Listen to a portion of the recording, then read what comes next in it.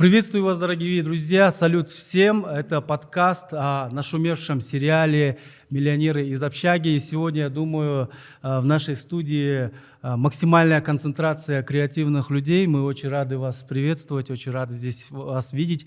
Сегодня у нас в гостях создатели этого потрясающего сериала «Миллионеры из общаги». Салам алейкум, пацаны. Познакомились мы, как в анекдоте. Типа заселили узбека, кыргыза и казаха в одну комнату общаги в Алматы. За друга ответишь? На экзамене? Думаете, настоящие друзья — это те, кто дерутся вместе? Не, это те, кто хапает вместе. Обед давно закончился. Бегом, ты запомни пенный раствор. А ты давай топай.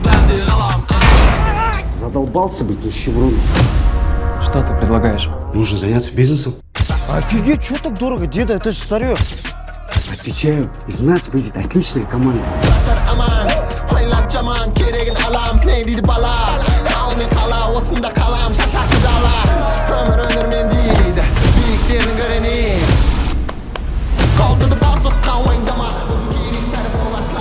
Слушайте, у нас тут небольшие проблемы. Стоим на границе, никого не пускают. Че, ради этого миллиона сдохнуть готов? Если надо будет, сдохну. Тебе они нужны? Ну, они как бы мои друзья. В бизнесе друзей нет. Подумай об этом. Получается, ты их кинул, что ли? Каждый раз убеждаешь, что мы херовые партнеры! Не любят! Вытянешь, что ли? Ну что? Нормально! Давай! Учились бы себе, они искали бы приключений на жопу. Миллионеры из общаги, блядь.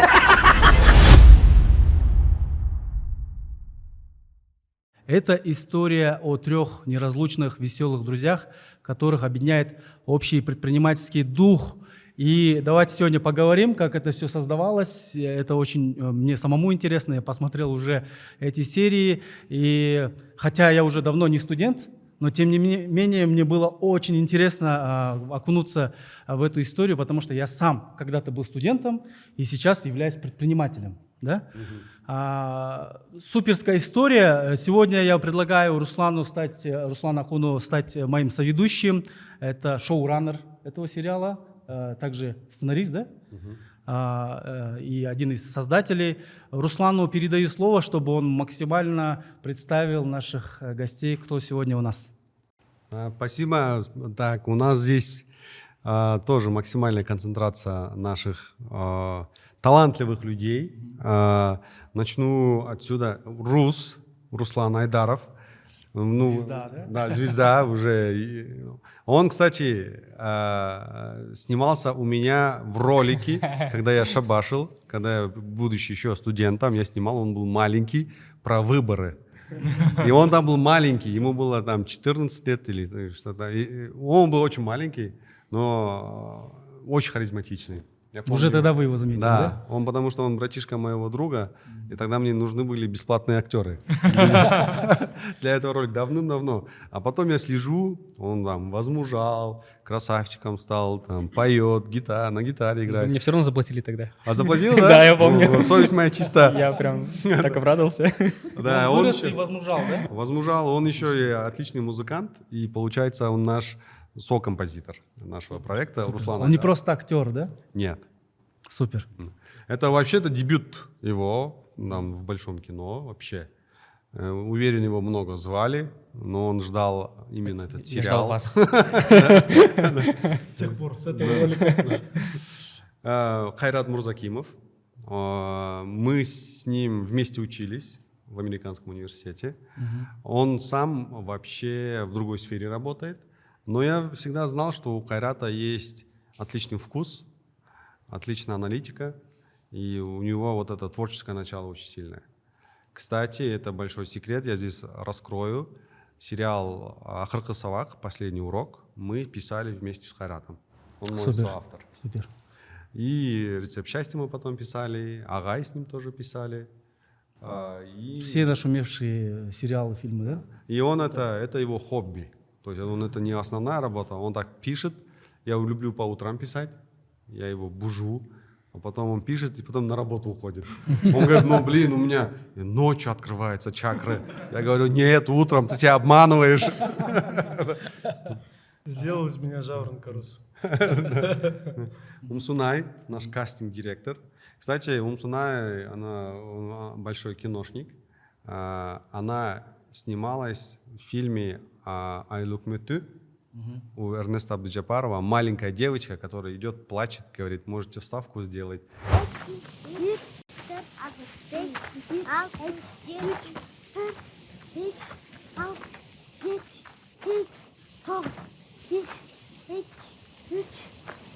Когда папа идет казан продавать, он говорит, казан же, да, продавать или что?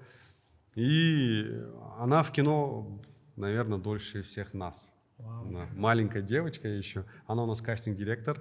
Она собрала прекрасный актерский ансамбль, как вы уже могли заметить, видеть в сериале. И это из 3 стран собрать каст, все подобрать, это огромный труд. И для этого нужна тоже режиссерская чуйка, потому что она сама очень-очень хороший режиссер, театральный режиссер. И когда мы снимали, кстати, «Салам Европа», когда мы снимали «Маленького мальчика», Умсунай помогла мне, как режиссер, с этим мальчиком поработать. И когда он плачет же, это вот работа Умсунай. Я тогда понял, что из нее вообще отличный режиссер. Круто. Здесь шеф, капитан нас, второй режиссер. Это полностью за организацию эту махину таскать, расписание, все вот эти смены. Это все Акмарал. Это для нее тоже дебют, да, в сериале. И она специально, кажется, даже отучилась же, да, ты на второго режиссера.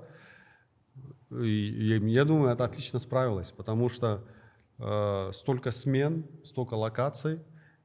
И я помню, Акмарал плакала, говорила, у вас столько локаций, и там очень короткие сцены, можем ли мы объединить? Нет! И она это все жонглировала, да, вот эту всю группу держать, и тем более мораль, это же марафон. Вот, Акмарал молодец. А это мой Юкам, братишка, названный. Мы с ним познакомились в Стамбуле с Манасом. Манас Халдаров, талантливый режиссер, он талантливый VFX, вообще артист. Он в Стамбуле, мы с ним познакомились. Я туда поехал свой фильм показывать. Мы хотели переделать ремейк. И он меня позвал на завтрак турецкий. Да. Я зашел, и у него лежала книга, это Homo sapiens. Я такой, ого. Галочка, да? Да. Тогда эта книга была непопулярная. Да, этот чувак, он еще не был популярный. И он вернулся в Кыргызстан, что очень примечательно, вернулся, начал работать. Я хотел вообще-то, чтобы Манас снял. Я ему говорил, но не получилось. И потом говорю, бросай работу, пошли, фильм снимешь. Он маялся, но решился, надеюсь, не жалеет. Не жалеешь? Это лучшее решение мое, и спасибо вам за это. И он как раз снял фильм «Рецепт счастья», снял потом сериал «Агай», который просто, я не знаю, очень много... Очень сильный. Да, пользы вот обществу принес. Да? Это вот Манас Халдаров, наш режиссер полностью, он творческий капитан. Да, с Манасом мы давно знакомы, и я ему давно, когда он еще не был в сфере кино, я ему говорил, слушай, ты лучший, у тебя такой потенциал, ты должен снимать фильмы. Поэтому очень круто, что... Нет, так не работает, оказывается. Надо говорить, бросай работу, пошли, будешь работать.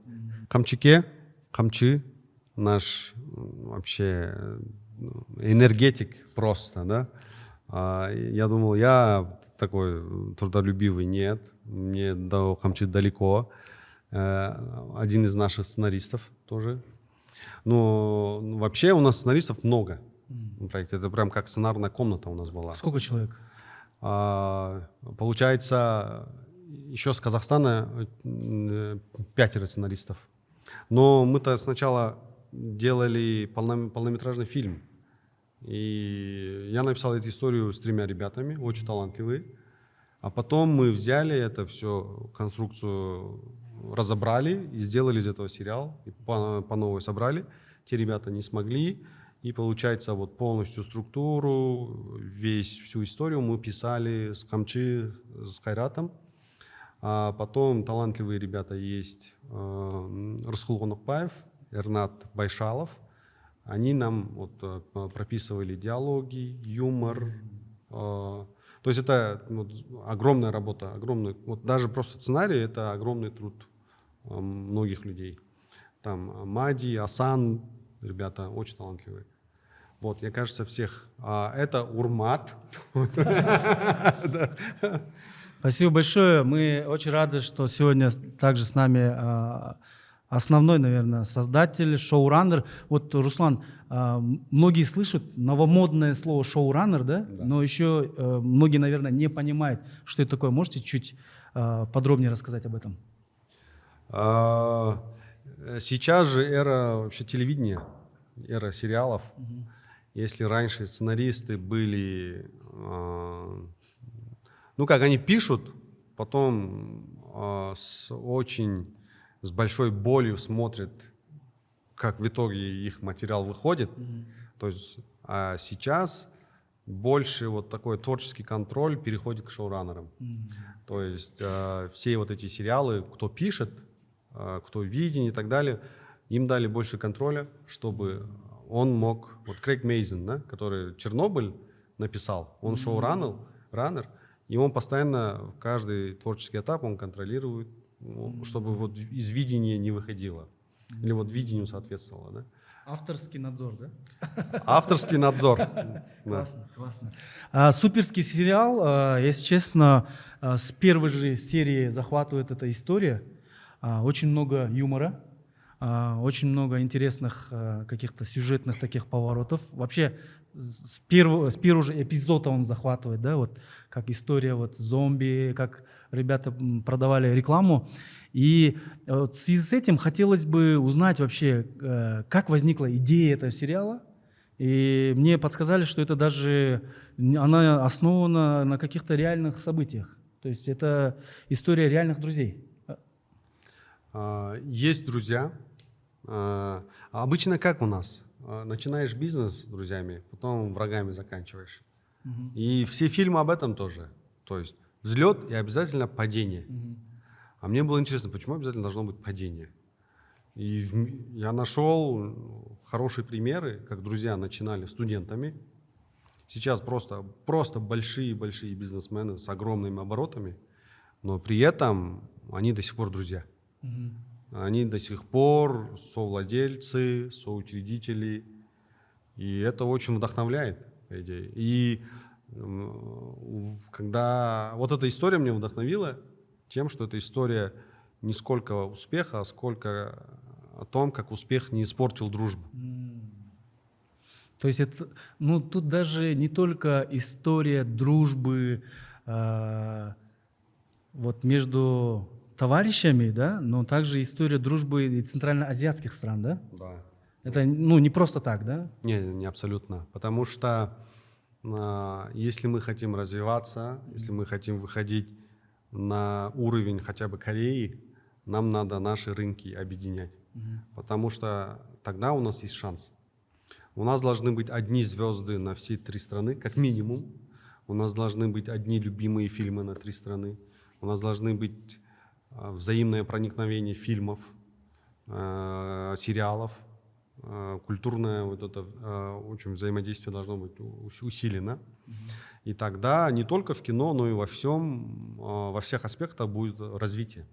Потому что сейчас рыночная экономика, рынку нужны объемы. И каждая отдельная страна это не сможет обеспечить.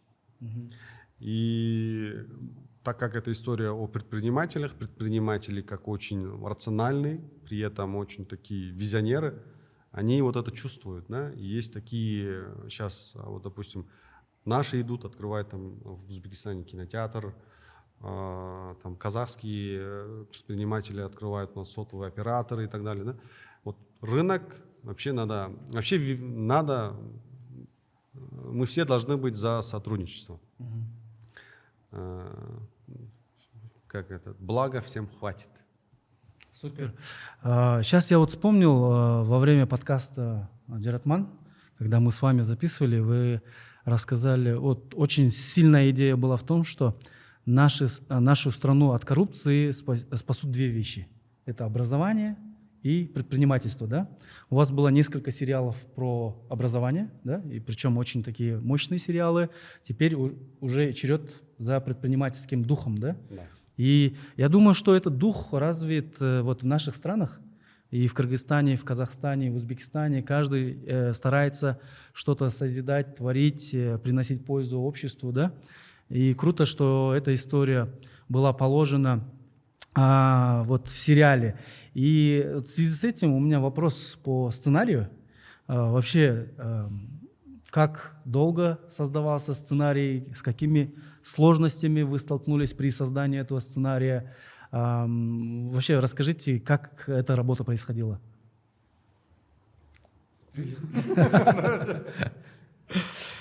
Ну, по срокам я уже как-то все смазалось, потому что работа велась очень так на дистанции, во-первых, да, Руслан за границей, как он мне говорил, с утра звонил, сделал меня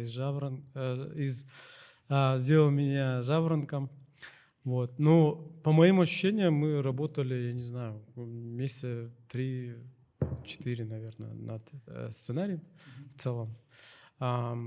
И это была, ну, такая работа, которая, с одной стороны, тяжелая, с другой стороны, Руслан очень сильно умеет тебя вдохновить. Да, он говорит, так, я вижу вот это, у него это фирменная штука, он говорит, я вот этот кадр вот вижу вот так, давай вот к этому будем идти. И буквально с этого все началось. Да? То есть он сказал, начало вот такое, а конец вот такой. Давай будем работать, давай заполнять между этим, придумывать историю. Ну да, классно, Хайра сказал. 3 студентов, нету денег на проезд, они на велике, втроем, на одном велике катаются. Это начало истории. Да. Конец истории. Спойлер алерт. Нет, но все равно, конец истории. 3 друзей. Кабриолет? Нет, богатые, но точно так же на велике, втроем. На одном велике. На одном велике. И вот это... Романтика, да? Вот как они... Сохранили, да? Как это сохранили, как они от этого до этой точки дошли. И мы вот это полностью заполняли вот промежуток между этими двумя кадрами. То есть есть видение начала какого-то, есть видение конца этого сериала, и стояла задача, что между этими моментами, да? Да. И мне вот эта вот задача сама изначально сразу понравилась. Да? Он мне сказал, вот представь, вот втроем уезжают в закат, богатые, но при этом на одном велосипеде. Да? И это такое вообще очень интересно, потому что творческая задача мощная такая, классная. Сразу затянула. Вот вы подключились к созданию этого сценария сразу же, или же вы начали дополнять ту историю, которую, скелет, скажем так, созданный? Ну, вообще у Руслана Байке был свой сценарий, вот как он говорил, сначала должен был быть фильм, киносценарий, 120 страниц. Ну, как вообще история, я до еще пандемии я не был знаком с Русланом Байке, я ему все время писал в Инстаграме. Руслан Байке, я сценарист, у меня такие-то идеи. Он иногда отвечал, иногда нет. Я такой думал, ну чего мне отвечать, я же пишу же. А оказывается, у него самого, кажется, были другие проекты, там, Гокберу, в поисках мамы, и он был сам, очень занят. И вот в пандемию я ему написал тоже. Там была одна идея, тоже подзабылась. И я с ним только встретился в 2021 году, вот как раз на Акрахсалах. Я там работал художником-постановщиком. И Руслан Байке в один день съемки идут и подходит. Хамчке, ты же тот Хамчке, да, который мне писал в Инстаграме? Я такой, да. И после этого они не разговаривали, я ушел. И что интересно, я ушел вообще от сферы кино. То есть вообще ушел в продажи. Я работал менеджером по продажам 2 года в разных компаниях. И в интернете наткнулся на какой-то конкурс про сценариев. И у меня была идея как раз. Я отправил Руслан Байке еще раз. Руслан Байке, вот такая-то идея есть. И он сразу мне позвонил. Он мне сразу позвонил. Хамчике, ты точно хочешь писать сценарий? Я говорю, да. Бросай вот эту свою идею, у меня есть вот эта идея. Миллионер из общаги. Вот он мне отправил. Он сказал, прочитай, посмотри, что бы ты добавил, что бы ты там убрал, там, ну, то есть сделай анализ там, и так далее, и там через 2 дня созвонимся. Вот так вот началось. И я прочитал, мне очень сильно понравилась история про друзей, про дружбу, сделал там свои какие-то анализы, и созвонились, и Руслан Байке такой, давай рассказывай, что ты там, что-то понял, что нет. И я все по полочкам разложил, и я помню, Кайрат Байке, мы в зуме общались, и он такой... Я помню это вот это выражение, да? Я про себя подумал, все, я добился своего, типа буду с Руслан Байке, буду писать. Меня приняли, да? Да, меня приняли. И вот с этого момента мы начали. Хамчибек прям по книжке все, у него все теории, как это называется, вот это все он знает, которые я вообще не знаю. То есть у меня абсолютно другой подход, и я сидел и говорю, как вообще столько можно знать про сценарий, да, как это называется, как это теория. Классно. А вот когда было принято решение, вот Хамчибек рассказал, что изначально это планировалось, что это будет фильм, да, кино. А когда вы поняли, что нужно разворачивать целый сериал? Ну, во-первых, это получается эпопея. 120 страниц — это минимум 120 минут, если не больше. То есть одна страница, 1 минута. Да. И в прокат выпускать там 2 с чем-то фильм, тогда немножко побоялись. И плюс видно было, что когда мы будем снимать, мы будем очень много чего сокращать. И история тогда не будет настолько сильная, да? Поэтому мы приняли решение, давайте сделаем сериал. Но математика сериала совсем по-другому работает. И я начал искать инвесторов, спонсоров. И Нурбек Айбашев, наш продюсер, как услышал, он сразу поддержал. А потом нас поддержала вот Central Asian Design Hub. Они стали инвесторами? Нет, они поддержали, выделили спонсорскую поддержку. Да. Но в 4 странах мы снимали, огромная группа. Там мы снимали на очень хорошую оптику, хорошая камера. Все вот это, бюджет, конечно, вырос. У нас сейчас перерасход страшный, но мы вообще не жалеем в плане того, что я сейчас понимаю, что иначе было нельзя. Да. И хочется создать такое, вот нам захотелось впервые создать такую центральноазиатскую историю, чтобы люди посмотрели. Чтобы люди посмотрели, самый короткий путь — это YouTube. Поэтому решили сделать сериал.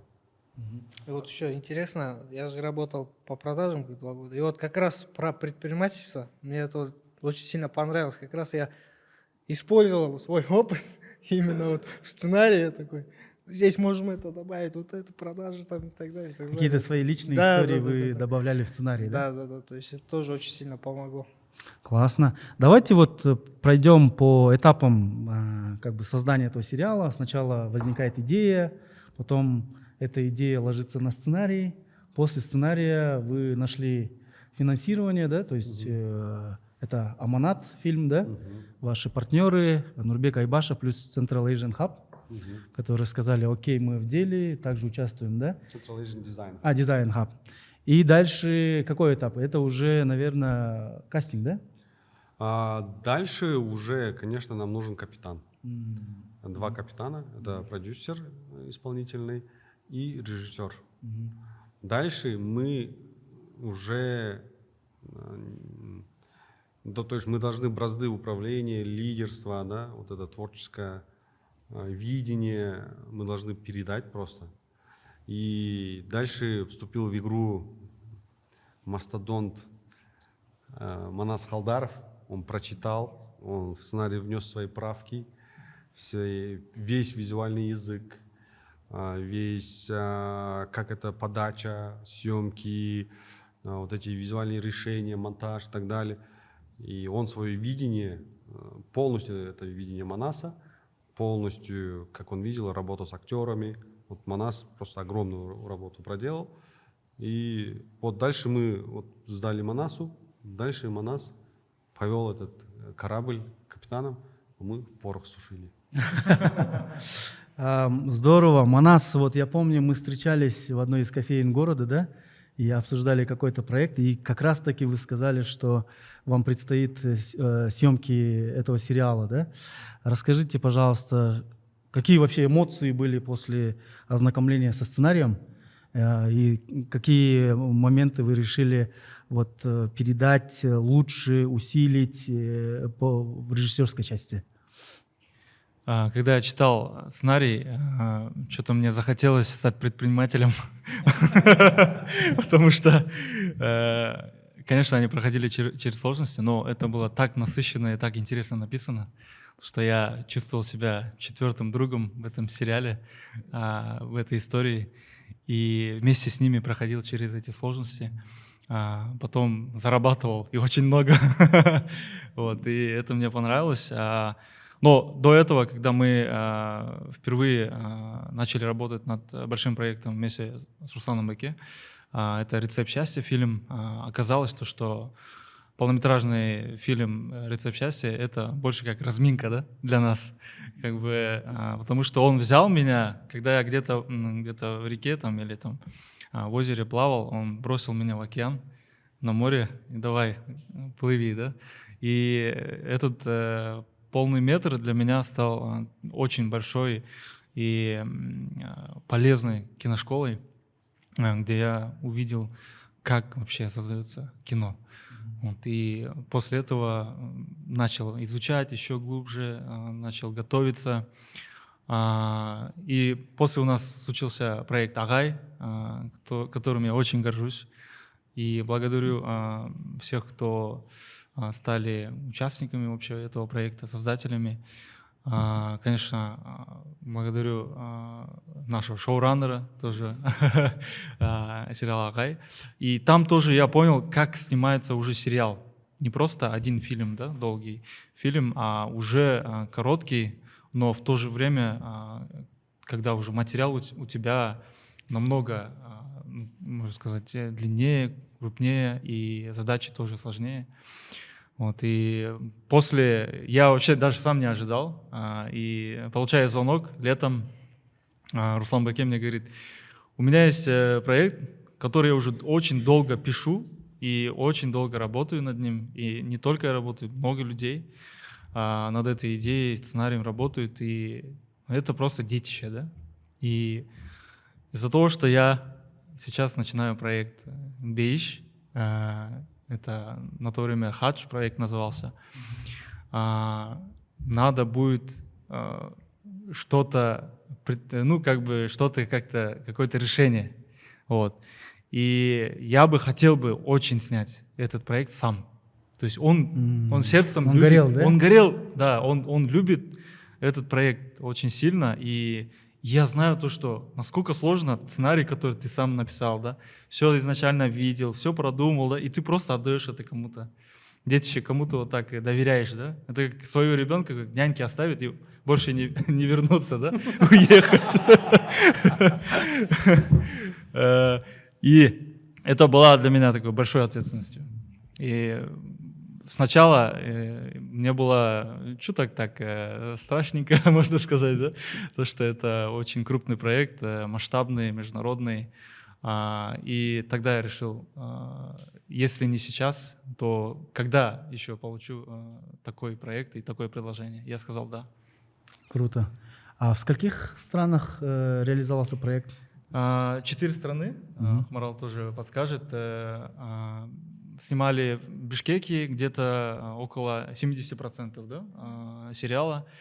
Здесь у нас мы некоторые сцены, конечно же, многие сцены мы подстраивали под Алмату, потому что история рассказывается от главного героя казахстанца, Арс его зовут.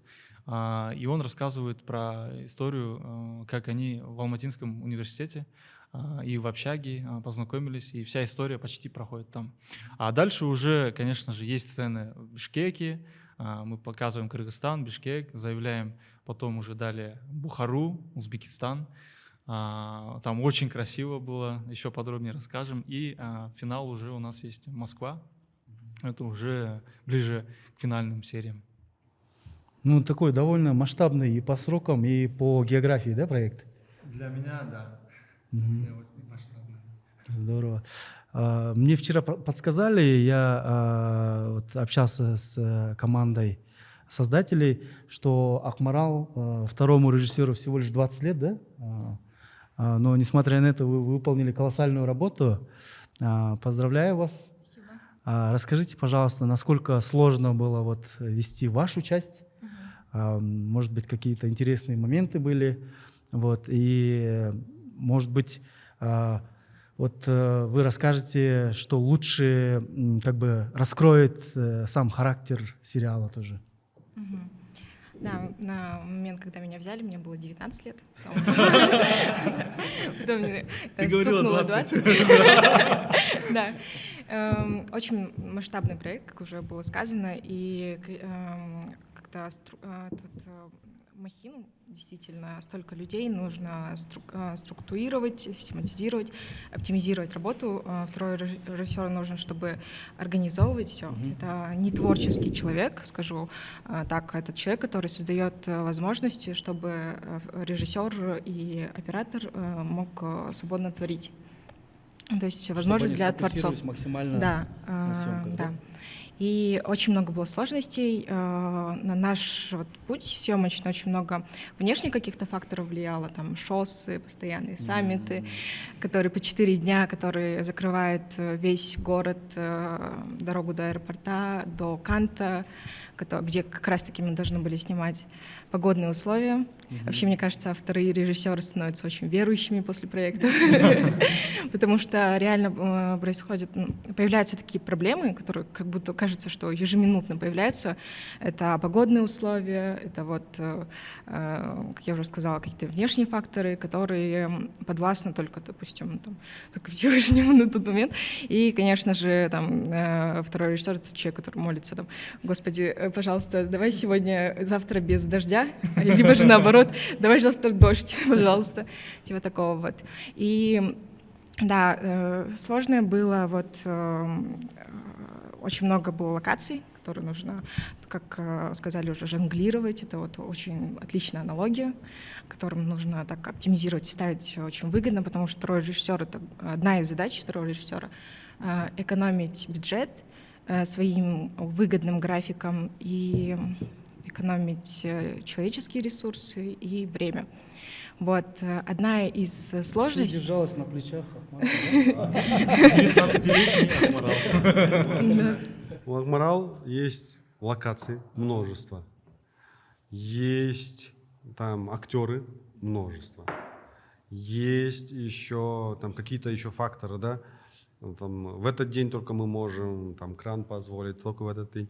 То есть вот эти все факторы ты должен все собрать, оптимально собрать, чтобы в этот день было снято максимально хорошо, максимально экономично, и при этом, чтобы переработки, все вот это не было, да.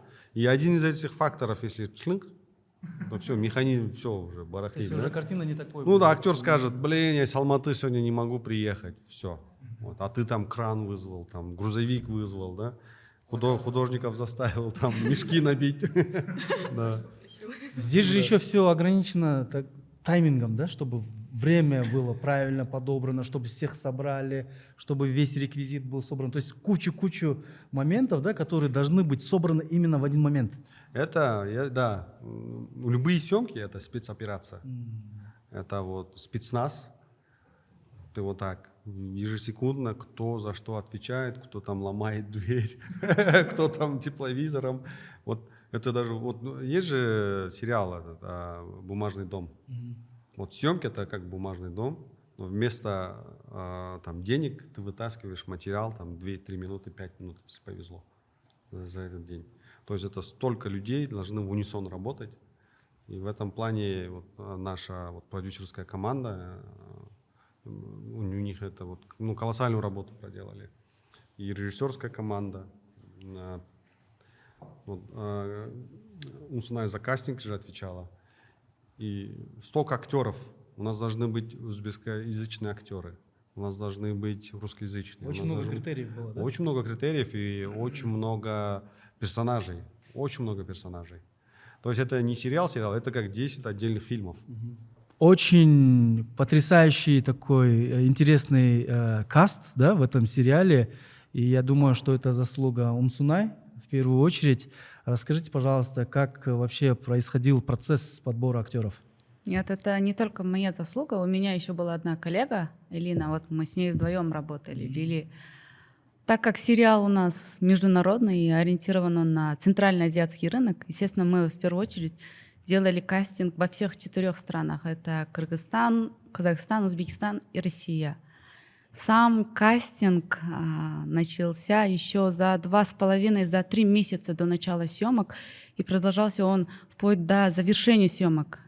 Да, и вот как только мы получили материал, сценарий, мы расписали, то есть составили список главных, второстепенных героев. Их было где-то 17 плюс 25, эпизодники 78, если не ошибаюсь, и актеры массовых сцен. Их было 700 человек. Вау.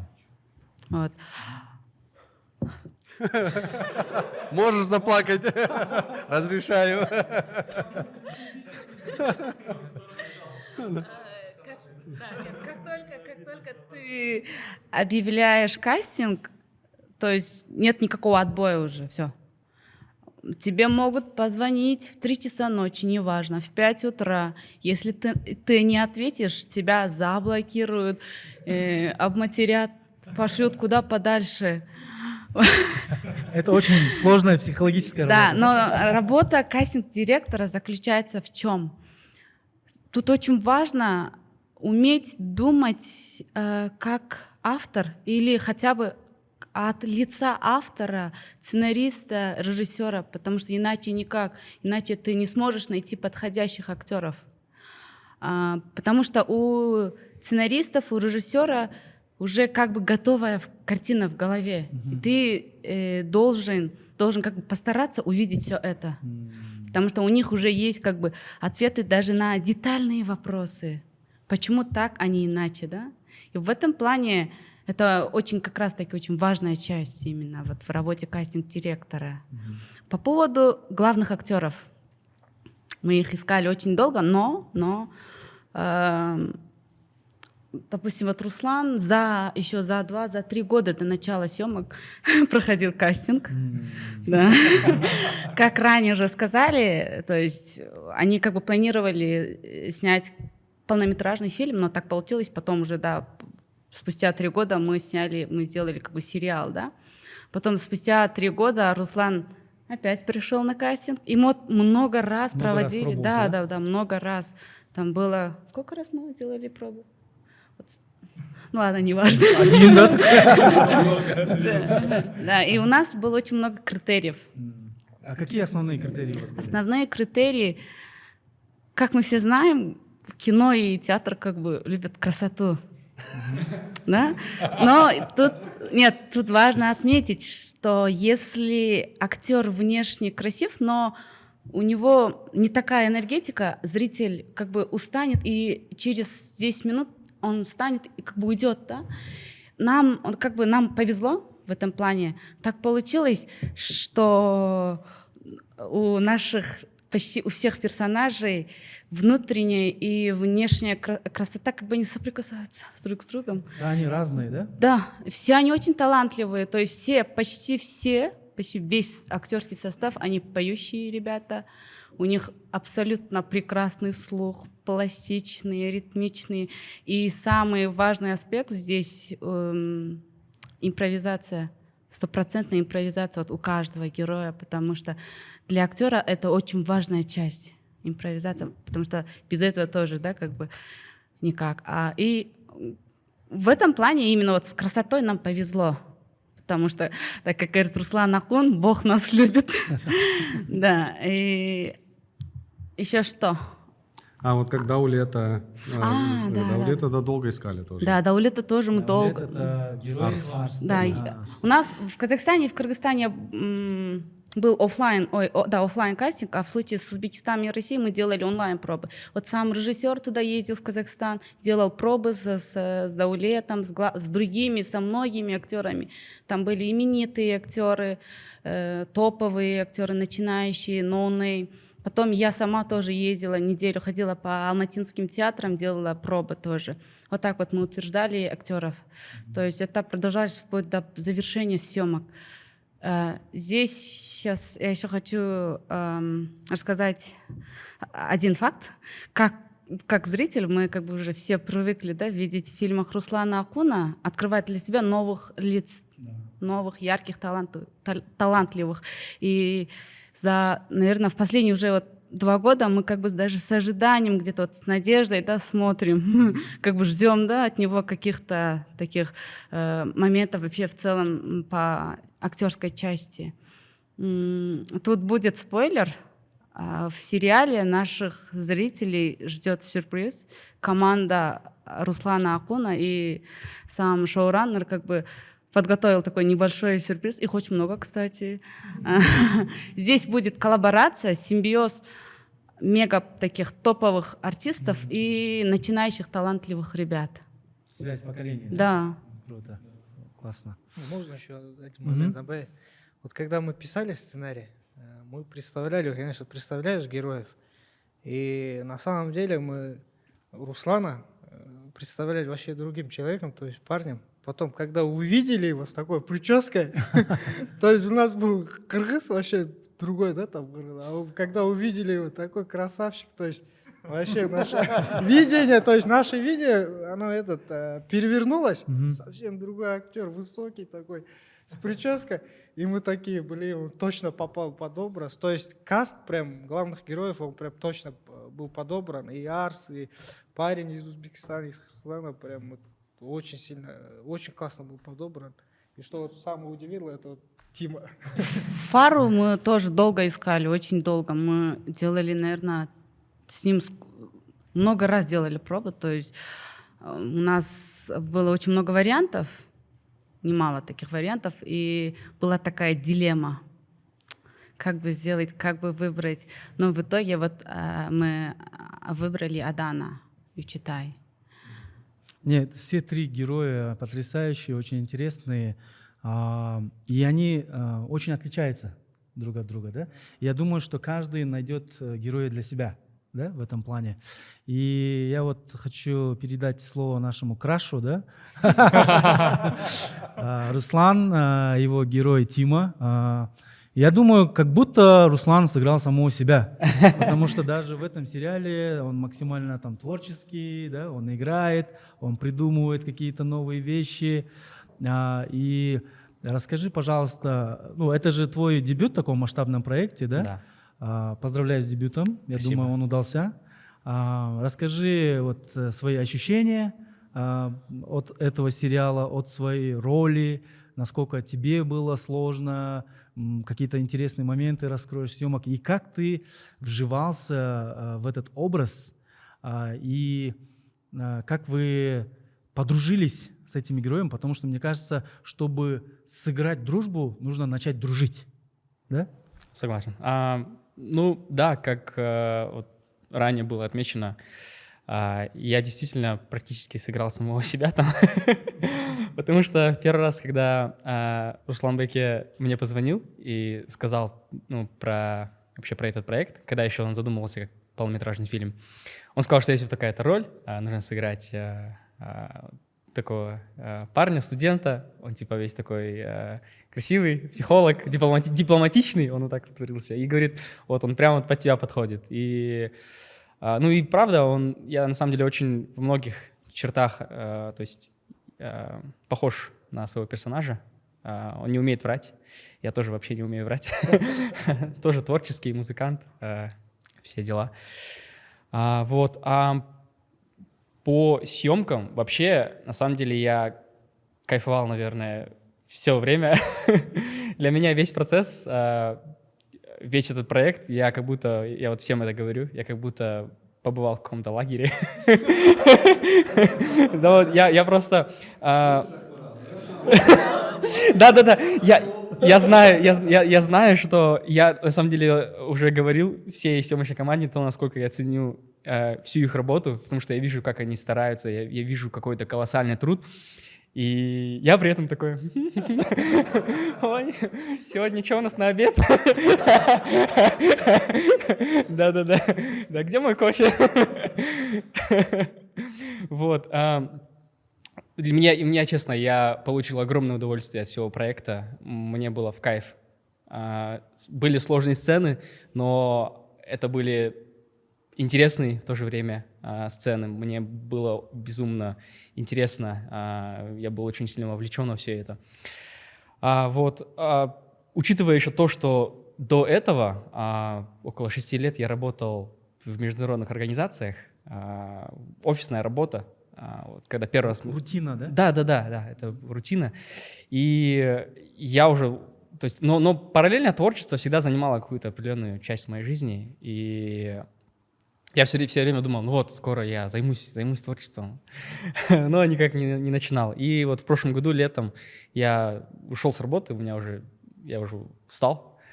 Вот. И тогда же летом начался весь процесс. Я пришел снова на кастинг.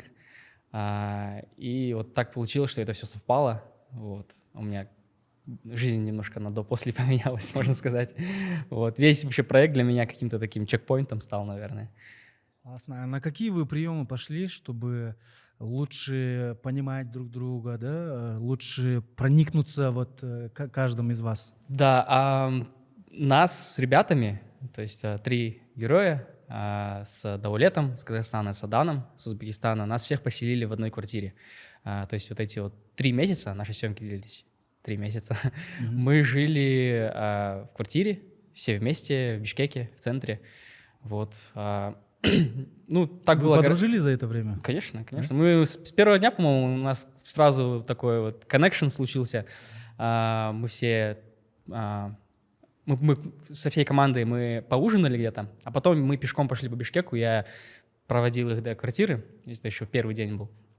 Вот, и я им показал город заодно, мы прогулялись по бульвару Эркиндик. Я по дороге встретил еще кучу знакомых своих, они тоже со всеми познакомились, все сразу прониклись вот этой вот бишкекской энергетикой, почувствовали местный движ, так сказать. В ночной клуб сходили? Ой, они сами без этого там еще это делали. Шампанское с фейерверком заказали? Потом звонили Нурсултану, нашему продюсеру, говорят, братан, телефоны не принимают. Да, и вот мы жили вместе. Но ты вот отличие заметил вообще, допустим, вот в общении и так далее? Между нами? Да. Ой, конечно, абсолютно разные люди. Нет, имеется в виду вот культурально то, что он там с Узбекистана, с Казахстана. Там это как-то у вас или такого вообще не было? Я бы сказал, что нет, не особо. Вот именно в плане культуры я бы не сказал, что у нас были какие-то сильные различия. В этом плане мы абсолютно, то есть полностью друг друга понимали. Вот. Были, конечно, нюансы, но это естественно. Не, вот это, мне кажется, да, говорит о том, насколько вот наши народы действительно культурально и менталитетно, и это очень близкие. Намного больше общего, да? Да, намного больше общего, да, близкие. Вот, Руслан, я в связи с этим хотел бы у вас спросить. Вы через кино, через сериалы на самом деле делаете очень большой вклад в улучшение отношений между нашими странами, да, потому что до этого у вас были фильмы там «В поисках мамы», вот «Кокберу», да, когда вы приглашаете актеров из других стран. И вот эта попытка и старание объединить наши страны, вот у вас внутри, почему это сидит, почему это важно, и какой такой импакт, влияние это принесет всем нашим странам, нашим людям? Вот, допустим, не знаю, у тебя есть дети или нет, но... Есть ребенок. Есть ребенок, да, один. Но когда несколько, твоей любви же всем хватает. И благо тоже всем хватит. Но почему-то нам кажется, что если Узбекистан разовьется, то Кыргызстан и Казахстан останутся позади. Или же Казахстан вот вперед уйдет, мы останемся позади. Или вот это, да, я не знаю, откуда это, но если одна страна растет, то весь регион растет. Если одна страна развивается, то это хорошо целому вообще региону. Если один народ становится просвещенным, то соседний народ тоже. И, как я говорил, благо всем хватит. Вот, поэтому, когда вот win-win есть, когда и ты выигрываешь, удовольствие сторон, и твой сосед выигрывает, от этого все выигрывают, да? И вот наша задача, вот вообще творческих людей, спортсменов, всех, это вот объединять. Надо вот над этим работать. А такие частности есть, да, кому-то нам, допустим, кто-то к нам приехал, наш какой-то милиционер не понравился, или мы поехали там, их милиционер или полиция не понравилась. Это все, такие. Но бытовые вещи. Бытовые, да. Но мне самое смешное было, когда я же в Штатах, когда жил, у меня были друзья из Туркменистана, из Узбекистана, из Казахстана, и там из Кыргызстана, и там ты сразу становишься там мы стараемся биртуган. Вместе, да? Там ты сразу биртуган, знаешь, бип-биртуган, да, помогаешь, А потом, как только вот внутри СНГ начинается чуть-чуть такие какие-то грызня, да, и вот это, мне кажется, очень неправильно, потому что не будет такого, что вот только одна страна лучше, остальные хуже. Надо, наоборот, соседу желать лучшего и самому стараться, да, и тогда всем будет хорошо. И я хотел вот это донести. И в сериале, как вы видите, они как сделали? Они же поняли, что в чем их сильная сторона. Они могут объединить потенциалы всех трех стран и сделать хороший бизнес. То есть способности, таланты, особенности у всех разные, но когда мы это все соединяем во благо одной цели, то выигрывают от этого все, и богатеют все, и становятся успешнее все, да? Да, вот это. Вот наш сериал как раз таки об этом, да? То есть у нас же внесли вклад представители Казахстана, представители Узбекистана, представители Кыргызстана, и нам удалось снять вот такой продукт. Как вообще идея ваша после того, как она реализовалась? Понятно, что очень много всего предстояло, да, для реализации этого проекта. Вот ваше изначальное видение и тот результат. Ребята сделали намного лучше. Намного лучше. Да. Намного лучше. Я помню, я сразу же позвонил Манасу. Я сказал, это вообще супер классный проект. Это проект качества минимум российского стриминга. Но в рамках нашего бюджета, наших возможностей, просто ребята совершили чудо. За такой бюджет, за такие сроки, в таких обстоятельствах, да, такую колоссальную работу сделать. Я помню, я сказал Манасу, что сразу забылось, я как-то страдал. И, наверное, ребята тоже скажут, что как только, наверное, трейлер увидели, все свои страдания. Страдания забылись немножко? Да. Кроме Руслана, который по фильму не страдал вообще, кайфовал весь процесс. Но это тоже, кстати, это большая заслуга Умсунай, большая заслуга нашей продюсерской команды, потому что на моих проектах я постоянно говорю, любим актеров. Там, если есть немножко время, пока любим актеров, там, принесите чай, кофе, там, потому что кажется со стороны, что легко, но эмоционально самая тяжелая работа — это актерская работа. Просто в конце ты настолько выжженный. И потом, если ты плохо сыграл, или кто-то тебя плохо снял, то это, я не знаю. Самое главное, я понял, что для зрителей это актеры. Ты можешь это снять в худших локациях, на телефон, но если у тебя есть сценарий хороший и актеры классно играют, то люди будут смотреть. Но если ты все, вот эти в серии наши ребята классно все сделали, Но актер, если подвел, то провал обеспечен. Я был так удивлен, когда в первые дни съемок я пришел. У меня не было вообще никакого представления, абсолютно никакого понятия, как проходит весь процесс. Вот, я прихожу, и все бегают вокруг, кричат: любите актеров, любите актеров.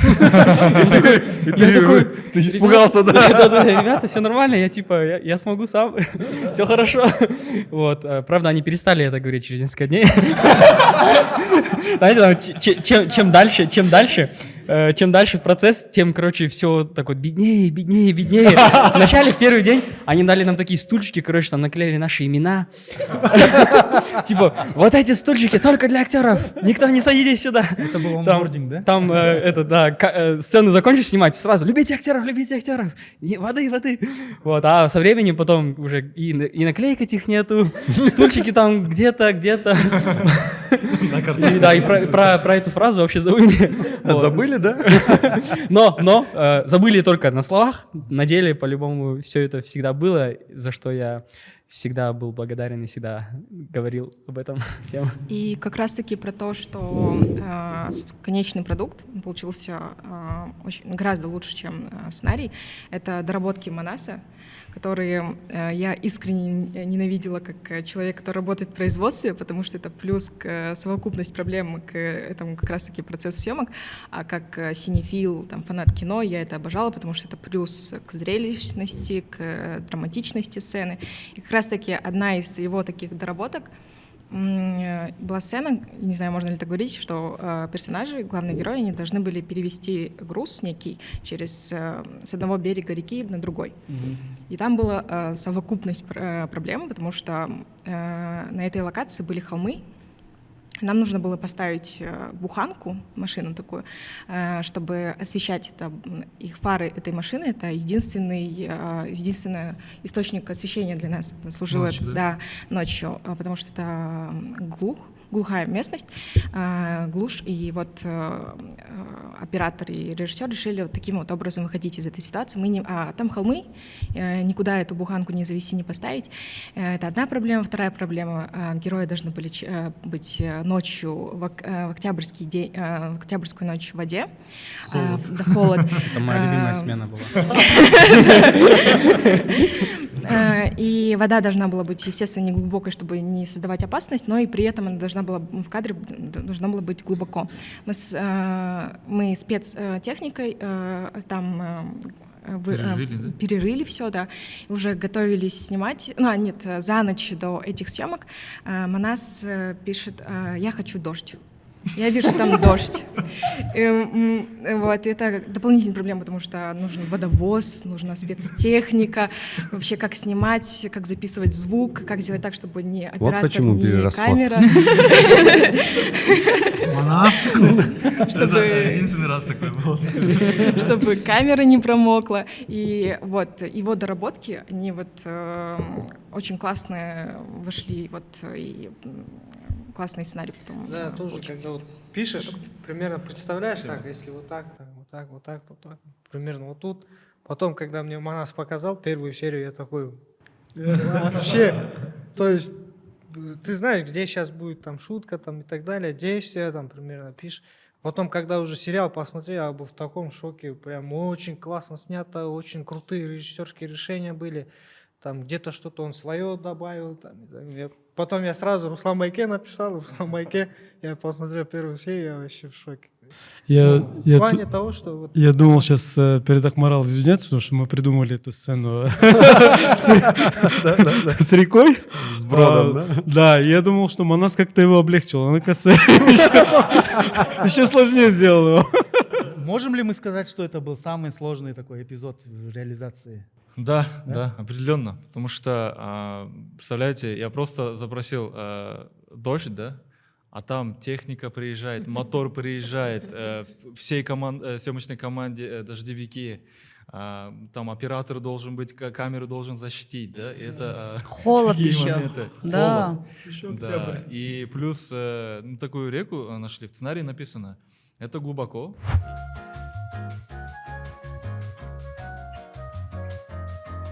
И Мы находим реку, но она не глубокая, и мы не можем найти ее вблизи Бишкека. И нам пришлось экскаватор звать. Экскаватор приехал, он все вырыл там. И мы проверили, специальные люди проверили, сколько это будет глубина, то все, и потом отсняли. И мы до утра, до 5 утра, кажется, да, снимали? Да. Да, было холодно, и они грелись у костра. Я после этой сцены перестал мерзнуть вообще. Иммунитет. Но вообще по визуальной части тоже огромный вклад внес наш оператор-постановщик, потомственный оператор, очень талантливый Джантай Гдаралиев. Мы с ним делали очень много фильмов. И здесь вот его решения, операторские решения, как он это снял. Я же говорю, 10 серий, как 10 фильмов. И тоже это заслуга вот Джантая, его команды огромной, да. Мне кажется, что только Джантай бы смог такое снять. И во время съемок, когда мы сами снимали вот свой фильм, я всем там туркам, этим так ставил, говорю, смотри, вот у нас сериал. То есть я восхищался этим сериалом, вот первую серию, да, там у меня со своим оператором Ханвик Алматов. Мы приходили после съемок, садились, давай, включай. И отдыхали, смотрели. То есть мы от съемок своих отдыхали тем, что смотрели сериал. Он такой легкий такой для восприятия, и ты реально вот отдыхаешь, ты много смеешься во время этого сериала. Очень здорово получилось. Вот в связи с этим у меня вопрос такой. Кто вообще является ядром целевой аудитории этого сериала? И почему они должны посмотреть? Ну, ядром вообще является молодежь, в первую очередь. Потому что, слава богу, наша молодежь, нынешняя, наша центральноазиатская молодежь, она очень активная, очень проактивная, прогрессивная, и при этом у них нету многих стереотипов, многих вот этих каких-то, ну, какой-то неприязни или каких-то вот таких чувств друг к другу, да, и вообще к миру. И вот такую молодежь надо вот в правильном, созидательном русле мы хотели вот рассказать об этом, да. И мне кажется, это молодежь, но там есть вот линии там родителей, да? И мне кажется, вот каждому родителю хотелось бы вот такого сына, такую дочь, которая творят свой успех, там, пытается что-то делать, да? И в этом плане он интереснее родителям тоже. Целевая аудитория — это люди, которые хотят с помощью Всевышнего создавать свою судьбу. Вот. А этому вообще возраст вообще оказывается, ну это вот это деление на возраст, это условное. Там я встречал людей, которые там мыслями, взглядами намного молодее там 20-летнего, да. Здорово. Я на днях сходил также на ваш фильм «Бейшинен Таманда». Что-то в другую сторону ходят, да? Нет, очень порадовало, что залы полные. И вообще я вот хочу теперь задать такой общий вопрос. Как в целом развивается сейчас индустрия кино в наших странах, да, в Центральной Азии? Мне просто сказали до записи, что очень сложно сейчас найти костюмеров, костюмы, сценаристов, потому что очень много разных проектов, да? Да. Как в целом сейчас идет динамика? Как, Ахмарал, ты сейчас уже проекты выбираешь, да, куда идти, куда не идти? Спрос большой? Да, это как раз-таки я подсказала Урмату, что сейчас у нас была такая проблема, что нехватка кадров. Прошлый год был очень продуктивный для кинопроектов, и нам нужен был костюмер. Мы выбрали его буквально за 5 дней до начала съемок, которые практически нереальные. Потом они, естественно, не выдерживали такой страшно трудоемкой работы, что часто менялись, уходили. Вот в конце даже проекта «Умснай» я выступала костюмером, я выходила на закупы, и также это на художников-постановщиков у нас отразилось. Вот. И просто хотела сказать, что это вот такие были проблемы. Да. Мы здесь смеемся, вы заметили, мы здесь смеемся, но Ахмарал не смеется. Когда мы говорим, вот так было холодно, Ахмарал. Ей было не смешно, да? Да, я хочу поблагодарить Ахмарал, то, что такой большой объем работы проделала, и плюс она организовала вот команду, да, то есть она должна была еще и собрать вместе с исполнительным продюсером тоже команду, подключать знакомых, находить, убеждать, да, рассказывать проект и рассказывать объем работы, сколько костюмов у нас, сколько персонажей у нас, сколько раз они будут меняться еще. Потому что у нас мы показываем уже практически несколько лет, да, мы в сериале показываем, и за эти годы персонажи меняются, меняется их стиль, да, меняется... Кроме прически. Но не прически. Меняется даже... насколько дорого будут они одеваться уже дальше, да? И такие моменты, да, мы действительно поменяли, пришлось уже менять костюмеров, художников по костюму, даже просить Умснай это сделать. И наша команда в целом, она еще и плюс работала какой-то, знаете, как футбольная команда. Если кто-то не вышел на поле, да, сразу он может его заменить, или там сразу поддержку придет, да. Не было такого, что это не мое дело, да. Мы все творили, мы все любили этот проект, и если надо, я там принесу костюм, да, я свою рубашку отдам, или там попрошу маму отправить какой-то пиджак, или там пальто, да. Использовали все ресурсы, да? Все ресурсы, да, максимально. И вот этот момент в целом команда очень хорошо, отзывчивая команда проработала. В целом киноиндустрия, я думаю, если взять Кыргызстан, показывает очень большие, да, сильные такие результаты.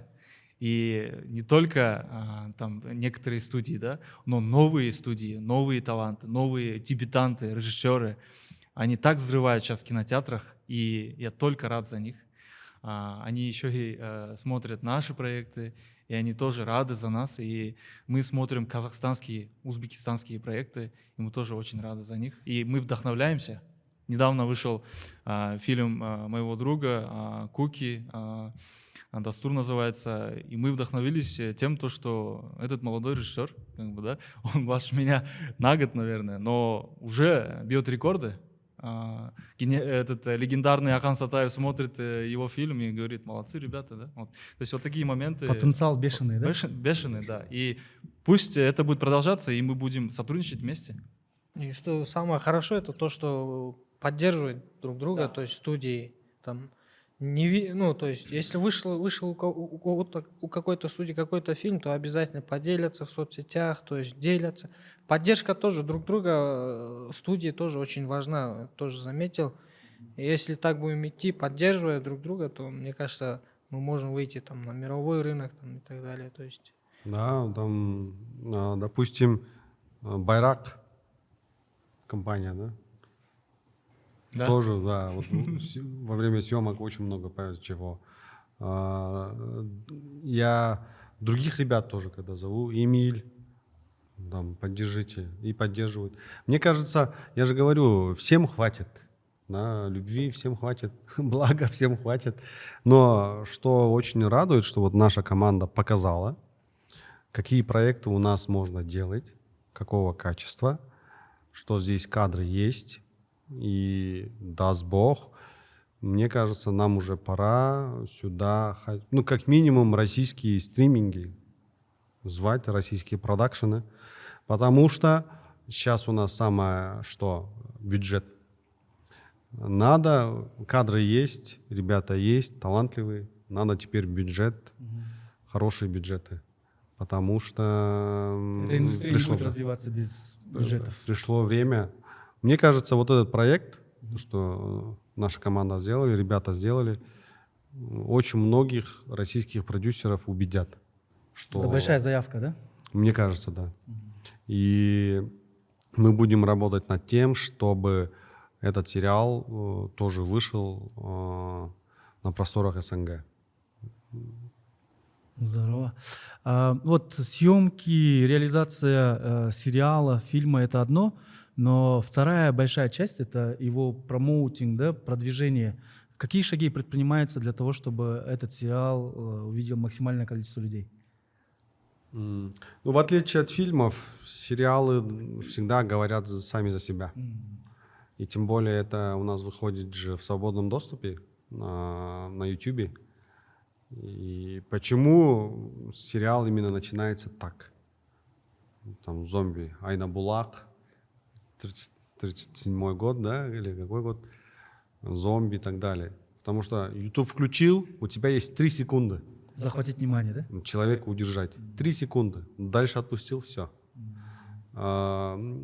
И в этом плане, мне кажется, мы должны сделать так, чтобы хотя бы вот первую минуту сериала, чтобы как можно больше людей посмотрело, а дальше уже сам сериал будет локомотивом. Успешным, да? Ну и в завершении нашего сегодняшнего подкаста я хотел бы спросить каждого участника, что для вас сериал «Миллионеры из общаги»? Начнем с Руслана, наверное. Чекпоинт, как я уже сказал ранее. Такой, можно сказать, поворотный момент. Коротко надо или что? Или можно еще что-нибудь? Сериал, как я сказал, это был для меня колоссальный опыт. И жизнь у меня, можно сказать, такая немножко на до-после поменялась. Вот, поэтому еще раз я благодарен вообще всем, кто участвовал в создании проекта, безмерно. Вот, и вот у меня ничего, кроме благодарности. Для меня это огромный, очень интересный международный проект, первый. Потому что, как Руслан сказал, мы уже над фильмами внутри рынка поработали. И для меня было очень интересно именно с точки зрения того, что это международный проект, да, потому что у нас не было ограничений. Мы, по крайней мере, я, да, как сценарист, очень часто вдохновляюсь зарубежными проектами. И для меня, но, к сожалению, много чего, то, что есть за рубежом, у нас на местном рынке тяжело применить, прижить. А этот проект позволил сделать именно вот то, да, то, что там есть в международных проектах, максимально постараться использовать здесь. Для меня это в первую очередь большой опыт. Опыт, возможность и закрытый гештальт. Да. Потому что я всегда хотела поработать с Русланом Ахуном и с Манасом Халдаровым. И так получилось, что благодаря этому сериалу у меня была такая возможность. И дружба народов.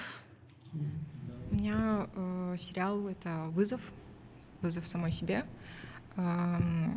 который понес за собой колоссальный личностный рост, потому что я работала с топами, это реально гештальт, закрываешь, что работать с Манасом Халдаровым, с Русланом Ахуном и Джантаем Кадралием, это галочка, наверное. Да, я слышал несколько историй про зрителей фильма «Салам, Нью-Йорк», и они рассказывали то, что они посмотрели фильм, они вдохновились, и они полетели в Нью-Йорк. Они стали там успешными, и они реально стали этим персонажем, да. И они вернулись, и они просто во благо страны, они работают, развиваются. И даже, наверное, Руслан Баке, вы сами встречали таких людей, которые вам это говорили и благодарили вас, да. Я думаю, этот сериал для меня будет настолько... Он уже ценен для меня, но это будет сильнее, когда если я услышу даже одного человека, который подойдет мне и скажет: вы же снимали «Миллионеры из общаги» сериал. Да, я посмотрел этот сериал, и сейчас я миллионер, да, я стал миллионером. Если он так мне скажет, то значит задача выполнена для меня. Вот. Что касается меня, то в первую очередь это тоже мой дебют сразу международный проект. До этого я вообще не писал сценарий. Ну, то есть были какие-то свои там наработки и так далее, но сразу международный проект Руслан Майке предложил. Очень благодарен. То есть я осознаю это только после того, как я уже посмотрел первую серию, настолько масштабный проект мы написали. А до этого как сценарист работал, потом думаю, ё-моё, я, оказывается, участвовал в таком большом проекте. Вот, я благодарен Руслан Майке за то, что предложил, принял. И что очень важно, то есть как шоураннер вообще не ограничивал, там, подправлял, помогал, учил, как надо писать там, и так далее. Вот. И самое главное — это опыт. Я получил огромный опыт. Ну, для меня это любимый проект. И для меня это намного особо любимый, потому что этот проект полностью сделали молодая команда, абсолютно молодая команда, наша молодежь. Объединились и сделали. И я очень рад. И я думаю, что после этого проекта ни одному члену команды уже ничего не страшно. Я помню, как я вот снял свой первый фильм, как я мучился, да, вот Салам Нью-Йорк говорить, как я там 16 килограммов похудел, как я до сих пор из-за этого зубами скреплю. Но вот после этого проекта у меня было такое, все, мне теперь ничего не страшно. Что хотите, я все сниму. Я все трудности, мне трудности, сложности. И после этого я принял вот один принцип. Если мне говорят, я вот рассказываю фильм или что-то, и говорят, ну это же сложно. Я говорю, классно, надо, значит, снимать. А если говорят, неинтересно, тогда я задумываюсь, да? Ну это же сложно, это там, это столько стран. Или же там, это с детьми работать, с животными. Я говорю, все. И мне кажется, что вот эта молодая команда прошла вот этот путь. И я очень надеюсь, что они дальше продолжат. Там. Они же сейчас уже друг другу помогают. Кажется, это из другого проекта, но тоже из нашей команды. Там есть продюсер Азиза Халбекова, да, который вот эту махину, вот рай под ногами матерей, да, просто вывезла, да. Они объединились, и Умсунай, они будут делать дебют. С нашей стороны там вся поддержка техническая, творческая, что надо, мы предоставим, да. И точно так же вот каждому члену нашей команды, если придет там что-то, мы будем только рады. Я очень надеюсь, что ребята, которые работали над этим сериалом, не остановятся, а дальше будет что-то свое создавать. Мы будем только рады помогать. И мне вот это показало, что, оказывается, нам пора делать, если не киношколу, то вот такие буткемпы. Что вот они учатся, и каждый снимает свой проект, потому что будущее за творчеством, за креативом. У нас очень творческий народ, очень киношный народ. Для меня это вот... Я рад, я безмерно горжусь, что ребята, молодая команда, сами, своими силами, во главе с Манасом, во главе с Нурсултаном, с Ахмарал, с Умсунай смогли этот проект сделать. Это полностью заслуга вот этих ребят. Здорово. Мы сегодня поняли, что это был большой челлендж, да, большой вызов для всей команды, для всех участников этого масштабного проекта. Я думаю, что этот вызов пройден очень достойно. Я могу как зритель это сказать, что сериал невероятно интересный, захватывающий. Он вызывает эмоции, да, и хочется дальше смотреть. Вот. Поэтому спасибо вам за ваше творчество, спасибо за колоссальную работу. Я думаю, что вы через творчество не только позволяете качественно провести время, но также и стираете границы между нашими странами, между центральноазиатскими странами. И вы показываете этим проектом, что у нас намного больше общего, да, чем различий. Поэтому круто. Творчество, созидание, донесение, принесение пользы другим, я думаю, что должно двигать каждым из нас. И тогда то будущее, которое мы хотим построить, наверное, будет ближе. Да? Поэтому чоң рахмат, желаю вам творческих успехов. И пускай это будет только начало вашего потрясающего, интересного приключения. Да? Спасибо. Желаем много-много счастливых зрителей. Спасибо.